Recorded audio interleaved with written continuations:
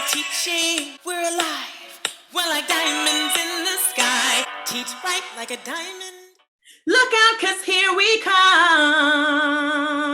And we're marching on to the beats we drum. We're not scared to take naps, and for that, we deserve claps and we will sleep. The E in Shine Bright stands for energy. Stay tuned. You become great right away. Hello, fellows and fellow educators. This is Diamond Emerald bringing you another gem. Good vibes, education, and motivation. This is another sneak peek into my new book, Teach Like a Diamond, Hybrid Teaching for Today's Teacher. Energy is chapter 5 of my new book, Hybrid Teaching for Today's Teacher. Of the Shine Bright framework, the E stands for energy, but it doesn't mean going 120 all the time. You see the energy that I bring to situations. It's one of the things that makes me an effective educator, an effective speaker for teachers. But what I've learned as an educator is that we need to manage the energy. That's what chapter 5 is about, managing our energy and using it to our advantage. So we know that different times of the year call for different energy. We know that different seasons call for different energy. We know that different periods of the day call for different energy. And 100% of teachers had to shift their teaching and learning style during our transition to remote and hybrid and blended learning. So as such, you need to think critically about how you're going to manage your energy throughout the day and how you're going to manage the energy for that 45 or 90-minute period, or maybe 30 minutes if you have an advisory or a sets period, whatever you have to manage that energy. For instance, you know that I provide those meditations for my students on the daily.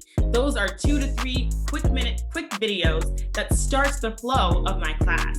It's a calming time, it's a meditative time. It also gets them revved up to engage in the learning. That's also connected to critically responsive pedagogy, which talks about how the brain needs time to engage and then also needs time to process. So even though we start with a meditation, there's also breathing time to let them digest that information.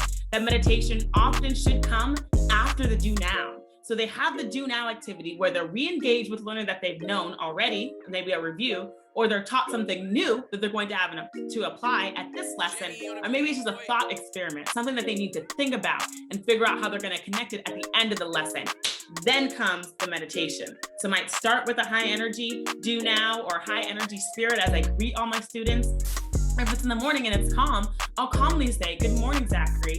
Good morning, Zamira. Good morning, Jasmine. Good morning, Sade. Good morning, Razwan, right? I might calm that. Then I'll jump into an energetic do now where I need them to provide a response.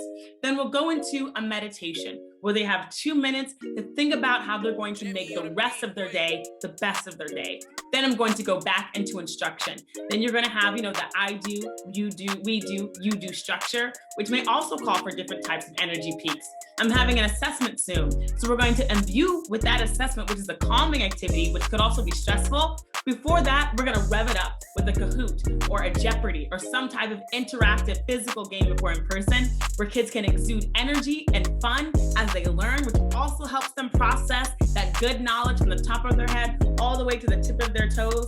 Then they're going to take that assessment. And at my school, we also have a reflection afterwards. So they can again readjust that energy to reflect on the process, to reflect on the unit, to also see how well they manage their own learning through that process. And that allows me as a teacher time to grade and manage my energy, and then also time to get ready to start the next unit. So the E stands for energy, but it's not about going 120 all the time. It's about managing your energy, giving 120 when you need it, and like I said in the song, taking naps and resting and refueling your body, because if you're not good for you, you're not good for them.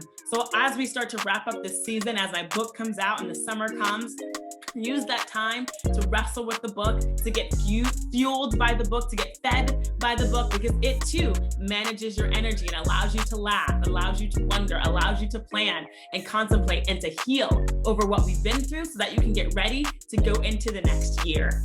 Fear not, shine bright, have a wonderful, wonderful week.